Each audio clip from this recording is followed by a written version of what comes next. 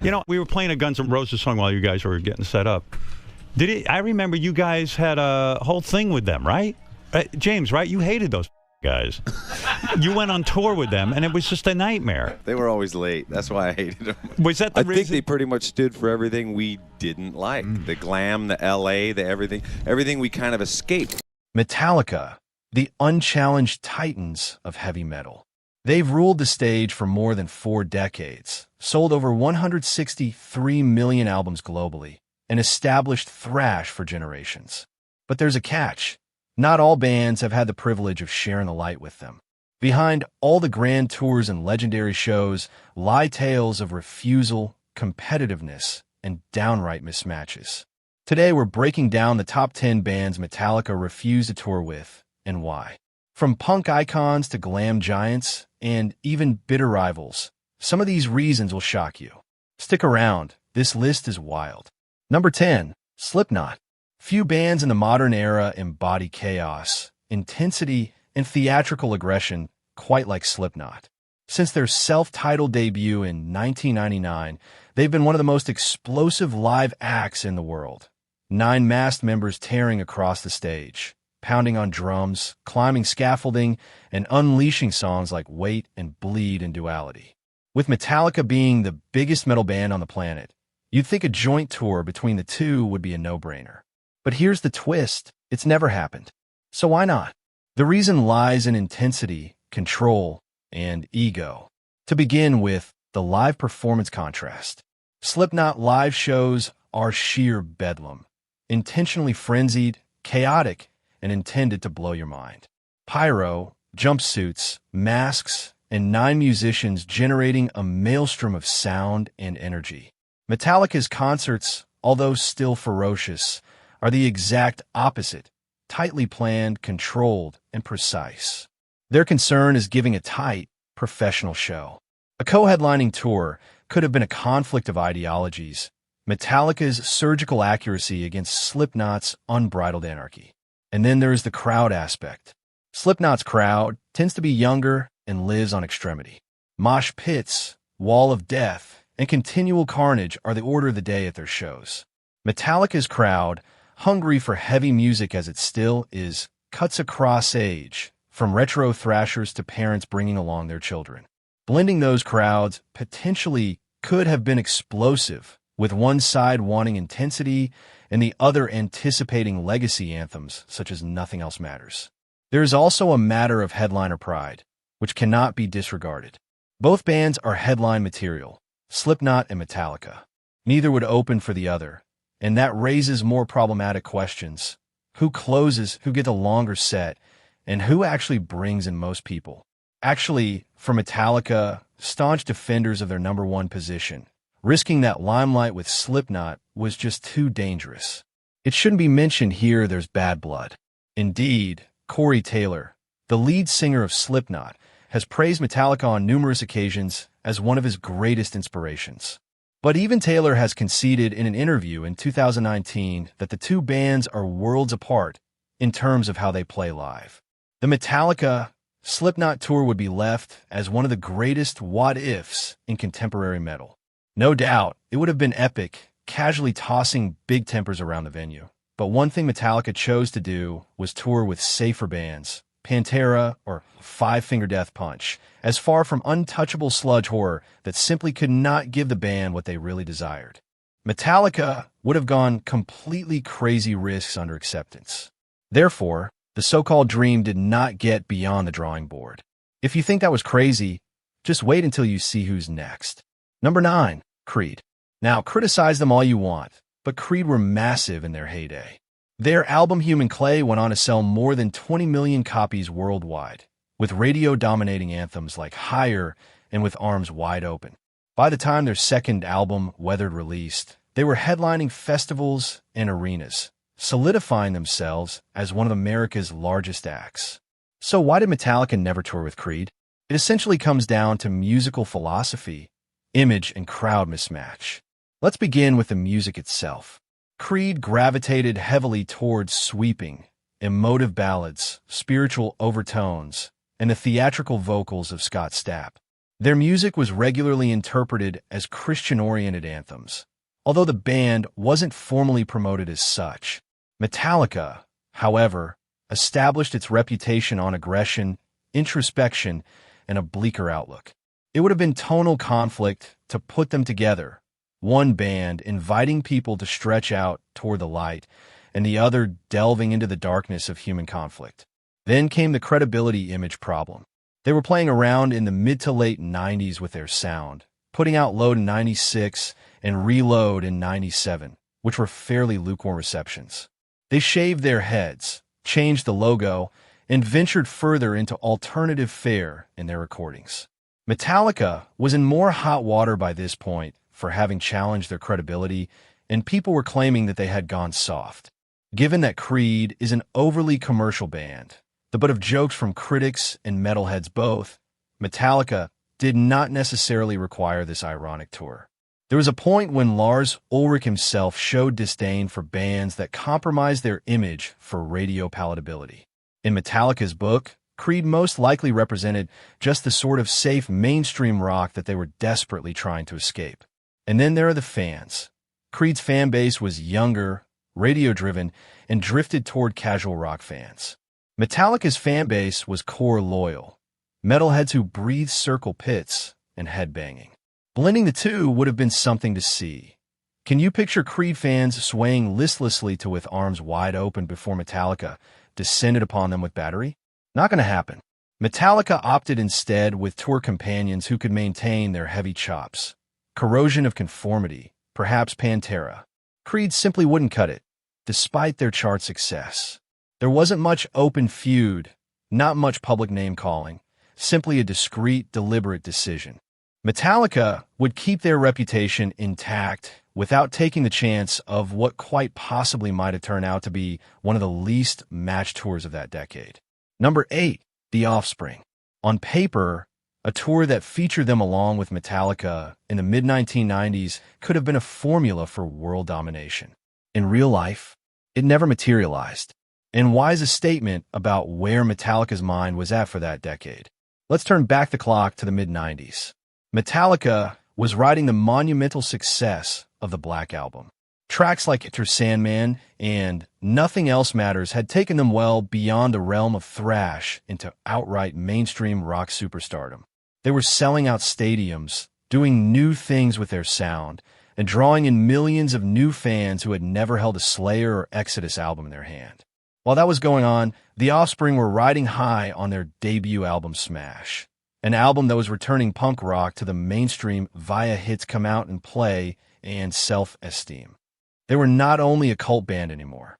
They were spearheading a full-fledged punk revival. Both bands were huge, but in very different manners. So why didn't it occur? As Frum and Dexter Holland explained, Metallica's camp rejected an invitation to tour with them during that time. And it all boiled down, you guessed it, to musical direction. Metallica was consciously moving towards a heavier, serious image then. Their image was forged based on massive riffs, dark lyrics, and an image of being uncompromising. The Offspring, conversely, had a tongue-in-cheek, sarcastic edge to their music. Numbers like Pretty Fly for a White Guy later on only added fuel to that playful reputation. Evidently, drummer Lars Ulrich viewed the Offspring's skate punk energy as somehow incompatible with the Metallica vibe. Could you imagine Metallica devotees arriving for an evening of crushing heaviness to discover Dexter Holland cracking jokes between high-energy punk anthems? It would have been oil and water. There were also logistical considerations. By the mid-90s, Metallica was packing the football stadiums. The Offspring, as successful as they were still predominantly headlining theater and arena dates. The whole logistics of leaning them into an opening slot might have felt off. And then, let's be real, Metallica headbangers in the pit back then most likely would have devoured the Offspring. It wasn't a personal issue, however. Dexter Holland later stated that he understood the decision. No bad blood, no theatrics, just worlds apart. But fans are left to wonder what they would have witnessed on a Metallica Offspring crossover tour. A generation-spanning nexus between thrash and punk? A half-appreciative crowd and half-mobbing crowd? Either way, what an intriguing what-if from the best of 90s rock. Number 7. Limp Bizkit. Love them or loathe them, you can't help but acknowledge they were gigantic at their height. As Fred Durst swaggered about in his Red Yankees cap and tracksuits, the group spearheaded the nu metal explosion together with Korn, Linkin Park, and Slipknot. Break Stuff, Rollin', and Nookie weren't only hits. They became anthems for an entire generation of frustrated teens. So here's the billion-dollar question. Why didn't Metallica, one of the largest live attractions in the world, ever tour with Limp Bizkit during that nu metal explosion? Both bands, after all, were ruling MTV, the radio, and festival schedules. On paper, the crossover had to have been enormous. The reason lies in 3 basic things: image, fans, and dependability. Number 1, image. Metallica's brand has always been founded on grit, musicianship, and authenticity. Even when they ventured into mainstream sound on Load and Reload, there was still something serious about them. Limp Bizkit, on the other hand, embraced theatrics, attitude, and a frat boy image that cried spectacle rather than substance. In an interview in 2003, James Hetfield criticized some of the nu metal bands, stating that they were more about shock value and not about being an artist. Although he did not specifically mention Limp Bizkit, it was easy enough to make the leap. And then there is the fan base problem. Metallica's fan base is staunch and rebellious, sticking with their heavy metal sound and eschewing the rap rock crossover wails of Limp Bizkit fans. More significant, during the Saint Anger era, Metallica were receiving so much flack from the public. They'd be taking a gamble in not turning off hardcore fans with a spot on the same ticket as Limp Bizkit. I can only imagine how the people who enjoy hardcore thrashing would feel standing in the pit, just having to listen to Rollin'. No way. And finally, it was that reliability thing. Limp Bizkit, after all, became a byword for mayhem in the wake of Woodstock 99. Their image is one of half riots and brawls, and as such, promoters and bands both began to wriggle to be associated with them. Metallica, off the impressive but most grandiose S&M symphony endeavor, wouldn't risk their credibility on sullying their reputation over a co-headlining gig with a media-spouting, irresponsible act. A Limp Bizkit Metallica bill could have been won, but it never materialized. To be honest, good likely. Metallica is attempting now to actually put themselves back in pieces, while Fred Durst and crew simply slant further toward nu metal infamy. Different worlds, different roads, and Metallica is not obviously interested in the carryover. Number 6, Nickelback.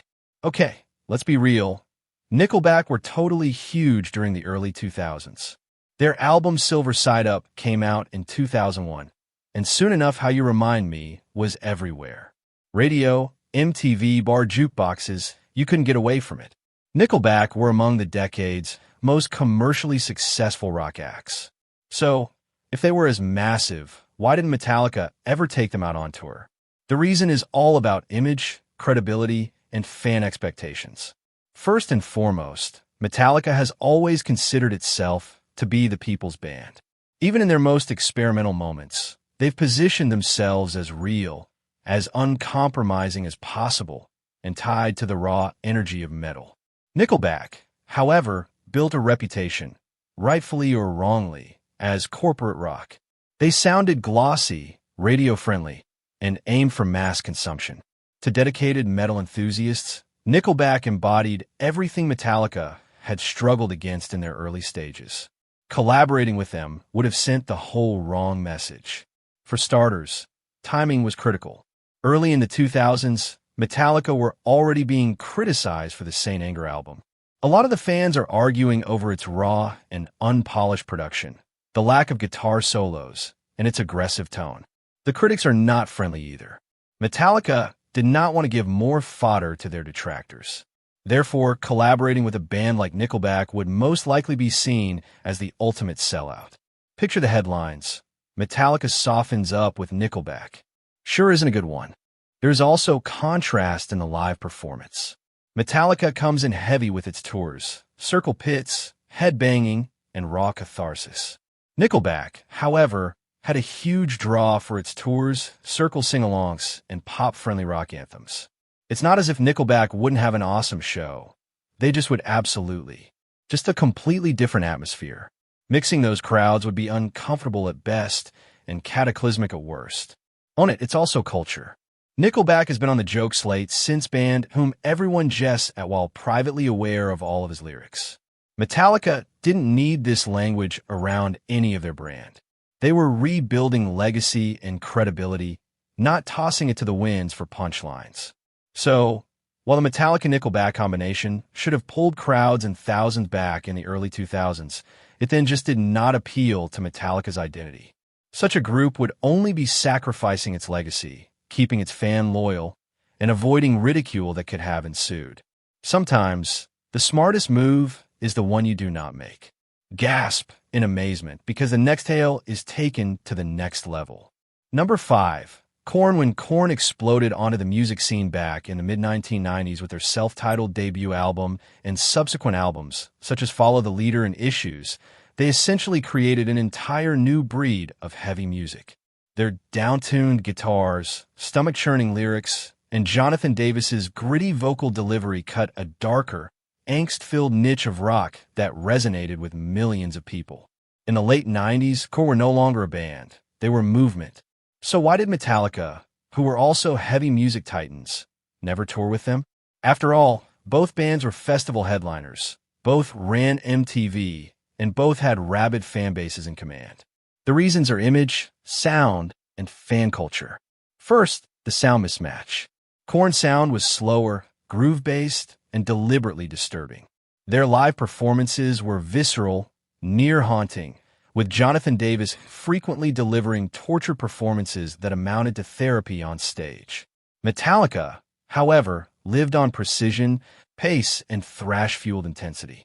Although both bands were certainly heavy, their sounds didn't gel together in a manner that hollered ideal tour package. Kirk Hammett once stated in a 1999 interview that Metallica liked touring with bands that could reciprocate their live energy. Korn's somber, dark atmosphere just didn't fit that description. And then there's an image.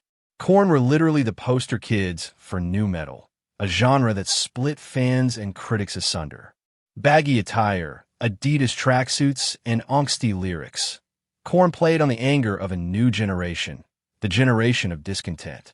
Of course, Metallica had already weathered a tremendous amount of criticism during their load and reload years, with some criticizing them for selling out and softening their image.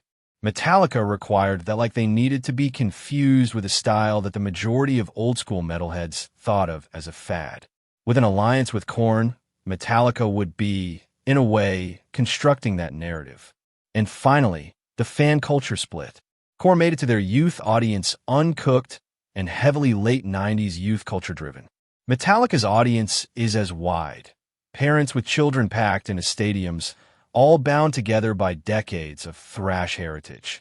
Blending the two crowds could have been much more tension than harmony. This wasn't wrestling with the possibility that Metallica might not like Korn. They had shared festival lineups like Woodstock 99. But a co-headlining tour across all their widths? That was another thing. Metallica opted to surround themselves instead with bands that would be reminders of their thrash heritage. Pantera, Slayer, or anyone else later on, like Avenged Sevenfold. Given that Korn had redefined heavy music for the present generation, Metallica kept them at arm's length when it came to touring. Number 4. Kiss, perhaps most famous for their complex costumes, face paint, fireworks, and bigger-than-life stage sets. Kiss established a reputation for making rock shows into full-fledged productions. They were, and remain, virtuosos of showmanship. But with Metallica, there's a reason these two legendary acts never collaborated on a tour. It has to do with ethos, image, and fan culture. Right from the start, Metallica set themselves up as the anti-glam. While glam metal acts such as Motley Crue and Poison filled the early 80s MTV airwaves with sleek fashion and sing-along hooks, Metallica doubled their efforts on brutality and reality. They dressed in jeans and tees, shunned makeup and pyrotechnics, and demanded that the music, not the image, speak for itself. Lars Ulrich once attacked glam metal in an interview back in the 80s, referring to it as shallow and phony. Without mentioning Kiss by name, though, the implication was clear: Metallica had no interest in being a part of that scene. By the time the 90s hit, Kiss continued to sell out arenas, but Metallica had reached stadium-level success. Both bands were gigantic, but the sounds couldn't have been more opposite. Kiss concerts were all about fireworks, blood spitting, and Gene Simmons breathing fire. Metallica's concerts were about raw power, precise musicianship, and an almost blue-collar feel of gritty toughness. Putting them together would have amounted to a surreal clash of styles. Over-the-top glam spectacle versus bare-bones